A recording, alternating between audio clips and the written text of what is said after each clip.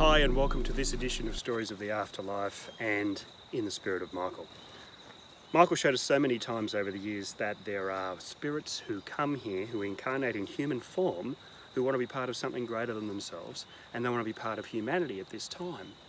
Now, back 20 years ago when we first started to gain momentum in this work, a lot of those people were coming here out of interest, to understand more of what it was like to be in human form, but now they're being drawn for another reason. They're being drawn for the reason that they're answering a call from across the universe to be part of something bigger than they can be alone.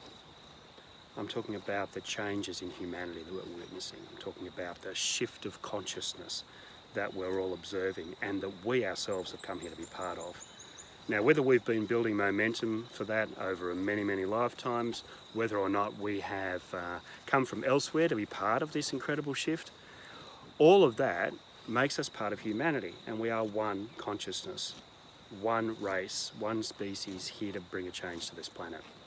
Now, what you might be finding is that you are one of these souls who's somewhat uncomfortable, and you might be a long way from home. And that's okay, and we're grateful that you've come here to be part of that. And let's ask the question first of all, how big is the universe? Well, NASA tell us that there's about 100 billion stars just in the Milky Way galaxy. They also estimate that there's something like 2 trillion galaxies out there in the known universe. That's just the pieces that we can get a sense of. What's beyond that? And what is there in other dimensions? Now, many people are coming here to be part of humanity, to be part of these changes, and that's how far that they're coming across the universe to be here with us now.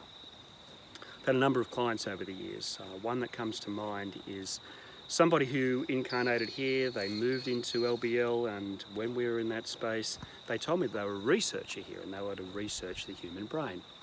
As a result, she asked me, do you have any questions? Of course, I was lost initially because that's not my role, is to ask my own questions. But then I said, first thing that came into my mind, why is it that we only use a small percentage of our brain? And she looked at me quite quizzically, eyes still shut, and she said, who told you that? And I said, well, our scientists have told us that we only use like 15% of our brain capacity. And she says, oh no, you just haven't invented the machinery or the equipment that tells you what else the brain is doing.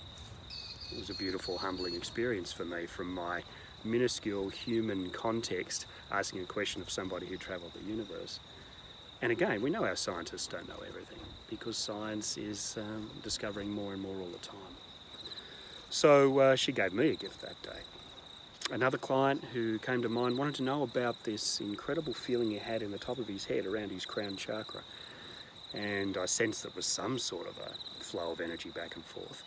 But he had a characteristic where he would walk into somebody's house as a grocery delivery man, driving one of those refrigerated trucks. He would walk into somebody's house and the house would settle in its energy. And when he experienced this through his crown chakra, he would feel an incredible wave of love. So what we did was we got him into a beautiful state of expanded awareness and we recreated that feeling, we welcomed that energy in, and it was indeed a wave of love. So we followed the wave back. We followed it first of all to a ship that was orbiting the Earth, a spaceship from an off-world civilization. And then they were a relay station from another dimension for this beautiful wave of love. Then we followed it back from that spaceship back to its source, where there were a group of beautiful light beings in the 5th or 6th dimension. We couldn't be sure, but they were sending love, and because they couldn't send it straight to us in this 3rd dimension, they needed the relay station as that spaceship in between. The beautiful thing for my client was he found out he was both the receiver here on Earth and he was one of the senders of that group in the 5th dimension.